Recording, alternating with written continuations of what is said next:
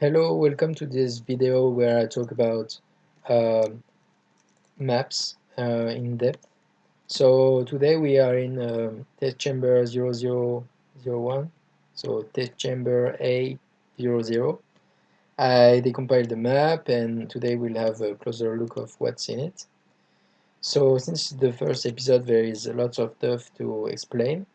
So in most Valve maps, you'll always find a logic auto that is used to define stuff that will be spawned. So we have some stuff to check the blackout, and then something that says if you press new game, you'll have just something that gives you the hints. So that's it. Then the player wakes up here, so it's info player start. Looking here, but obviously when you if you've played Poro, you know that you wake up from this thingy, and actually there's a trick because you spawn here, but your view is stuck here, and you can actually move during a short period, which is why there's this trigger. It's a trigger teleport. So basically, if you try to move away from it, it will teleport you right here. So in this thingy that is info teleport destination. So if you move here, you'll be teleported here anyways at the end of the transition. So if you get out of here, you can maybe move here, but it doesn't really matter um, because you'll be out of the um, trigger teleport. So if you are out of the trigger teleport, they can't teleport you. So what manage this is the point view control. So this thingy that looks like a camera, it controls the view, and you see that it has some initial speed, and that actually the speed at way you move your yo when you wake up.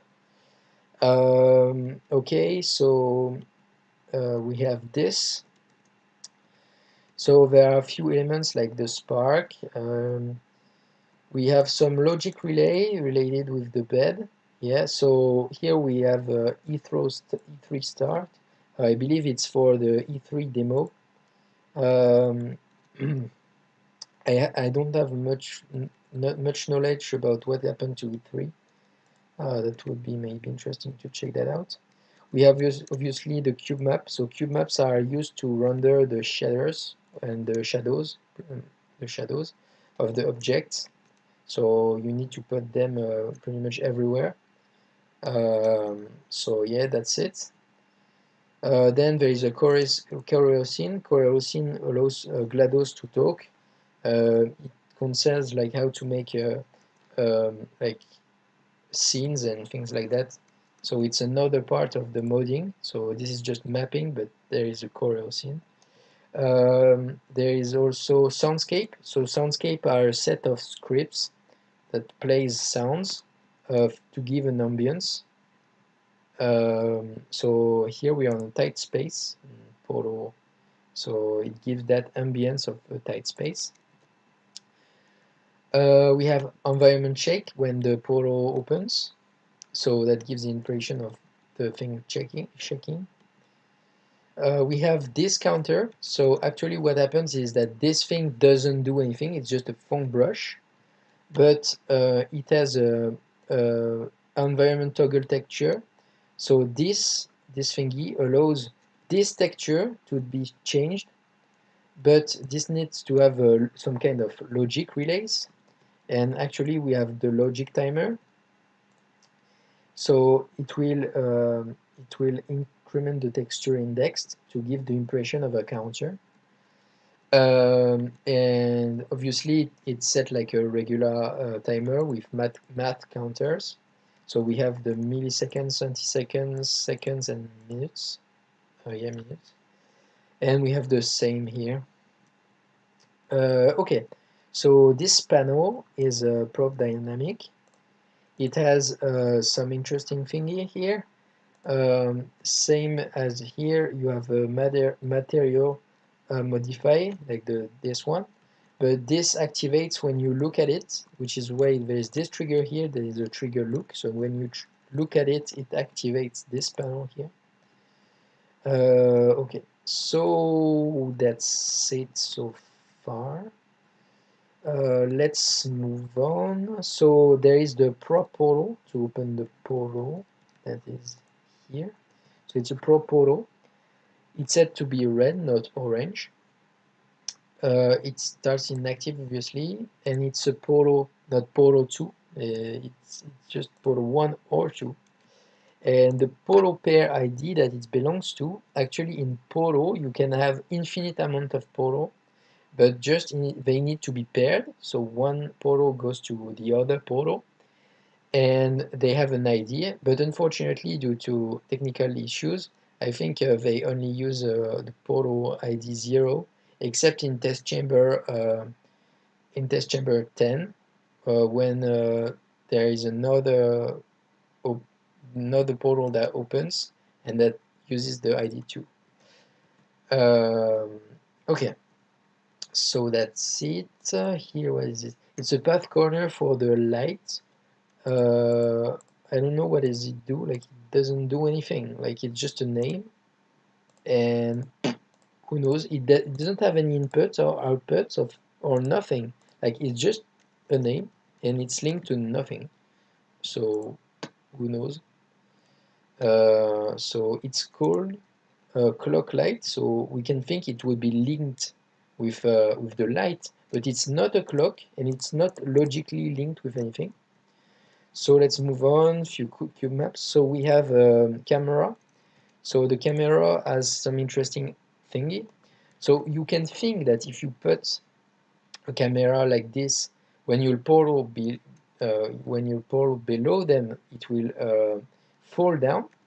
But actually, no, that's not how it works. So when a camera falls, it's said to be a ragdolling, so in ragdoll mode. So since there is nothing to check if nothing in the entity to check if there is a portal in the wall, every security camera has a little trigger that is, where is it? Oh, it's this one, yeah. Phong portal detector that will detect if a portal is in this area, and if so, it will ragdoll the camera. So they need to be linked logically. So if any of the portal is here, it will ragdoll the camera. So we have this. Then we have a logic thingy to give the int. So like press any buttons. For example, W for forward or Z in the front keyboard, D for right, and so on. So it doesn't really matter, like it's just cycle of hunts. We have the observation room here with a foam brush. It doesn't have anything. We can notice that it has in your player plus use. So it's used to render faster, but anyway, there is no input output. So we can proceed. There is a soundscape here. Here there is a ground node. It doesn't do anything. So cool. Here there is an area portal. So what an area portal is that it splits the space in different positions, so that it's faster to calculate for the computer. But this area portal is actually added by the decompilator. It's actually a mistake of my bad, because I set an extra thingy, so I can delete it. So what will happen if you come here, if the area portal is closed, you'll see like some out of bound space, like it's blank, and when you go through, you'll just do like regularly, as if the area portal was open. So this is, I'm not sure, like I don't know if it's because of the decompiling or if it's in the game, but area portal like seems to be open in the map by default, and maybe the decompiling makes it close.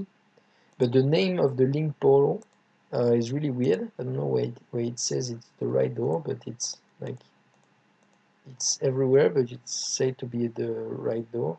So maybe it's some default name by the decompilation thingy. But it has the name area portal button door, so we can think that that maybe it's part of the map, but it's just open by default, so we don't see it. Okay, that's it. So then we have a bunch of trigger. So when you come here, uh, usually you you should be able to only walk because like you don't know how to item climb, but we'll like go slightly higher and we click this thingy here. So we'll see that we are blocked by this trigger, that is a trigger once, to close the door.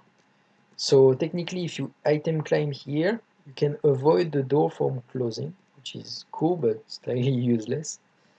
We have an observation room with a fun brush with once again the flags in your player plus use that is disabled.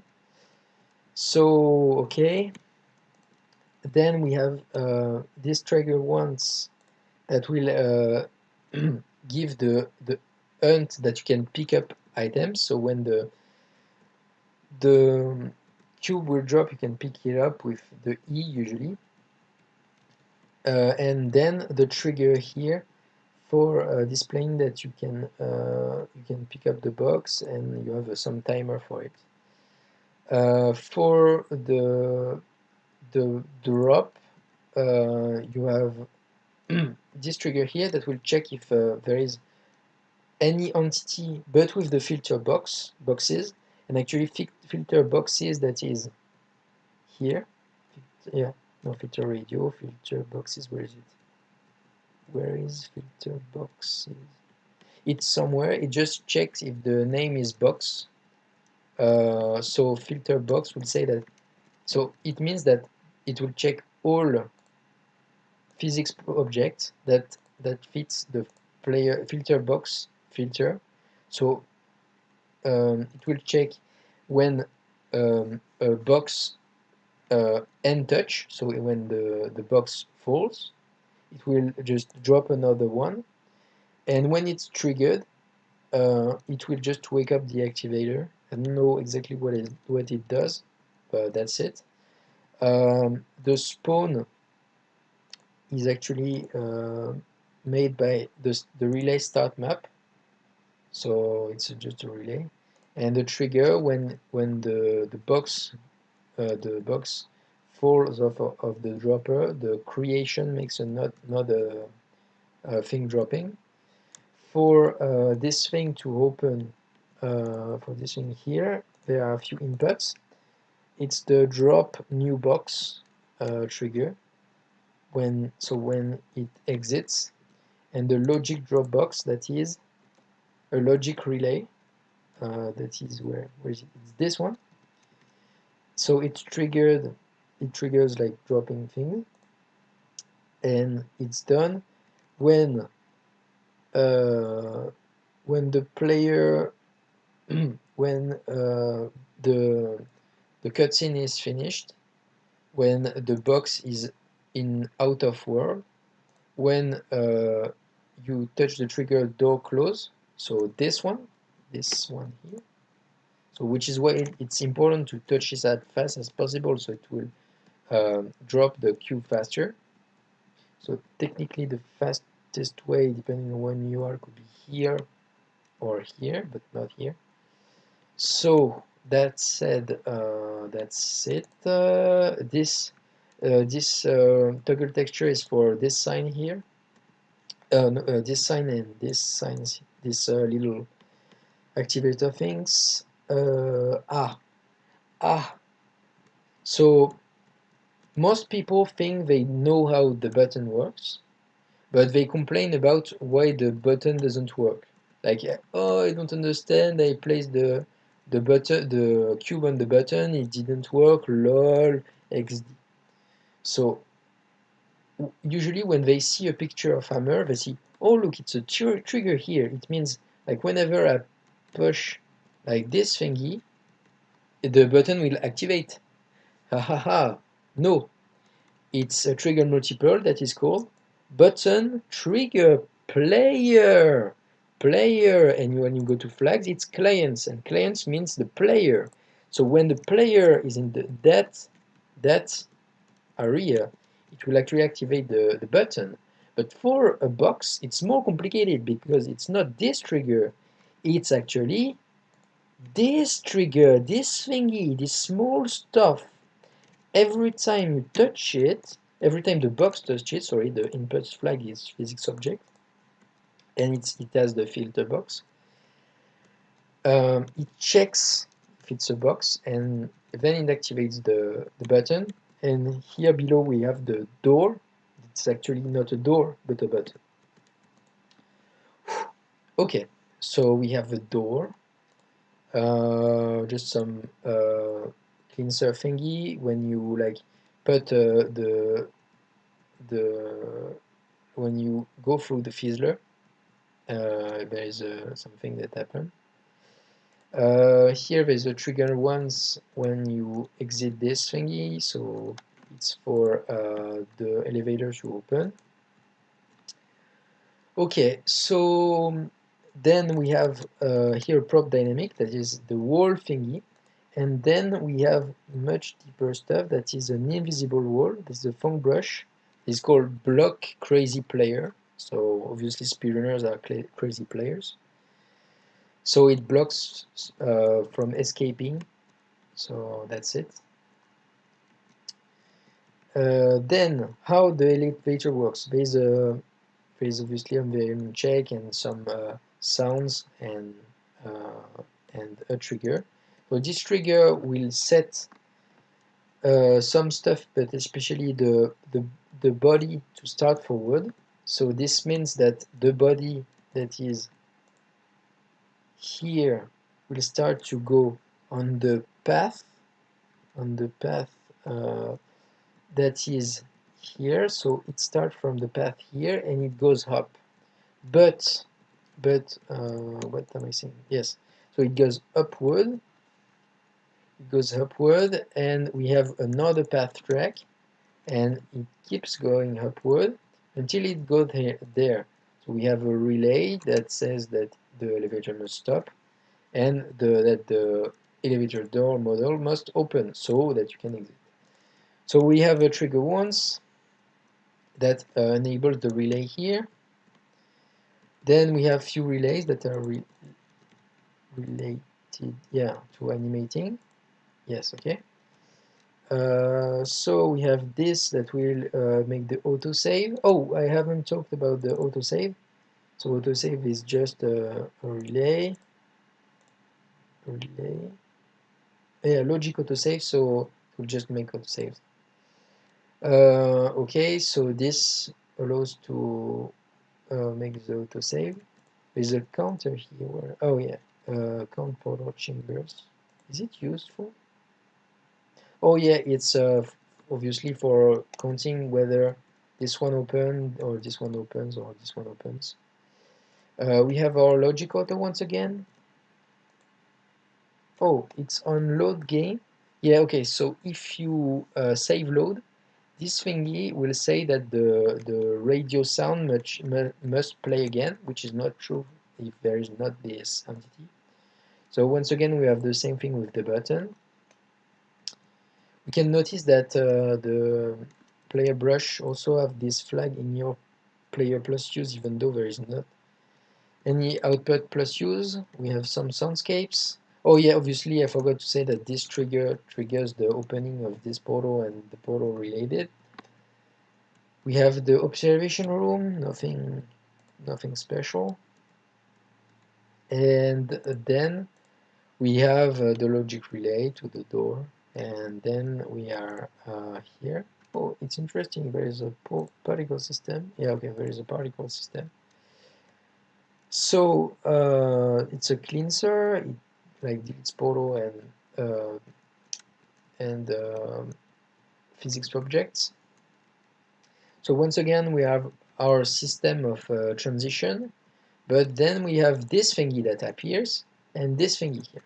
So to transition between two levels, you need to have a trigger change level with the name of the change level, the new map name, and the landmark name. And that landmark name is actually the same name as an info landmark, and also the landmark in the next map, so that it knows where the landmark is transitioned over. And we can know if you go in out of bounds that we have our trigger transition that covers all of this space. So if an object or the player is in this room where when the transition where is it when the transition is activated by logic relay, by a logic relay, I don't remember which one, but by a logic relay, when it's activated, it transitions. So to transition between two levels in source, you need a trigger change level to know between which map to change, an info landmark to like position spatially where you are, and trigger transition to check all the entities that will be moved. So that's it for the chamber. I hope you liked it, and if you have any question, feel free to ask them. And yeah, thanks for watching.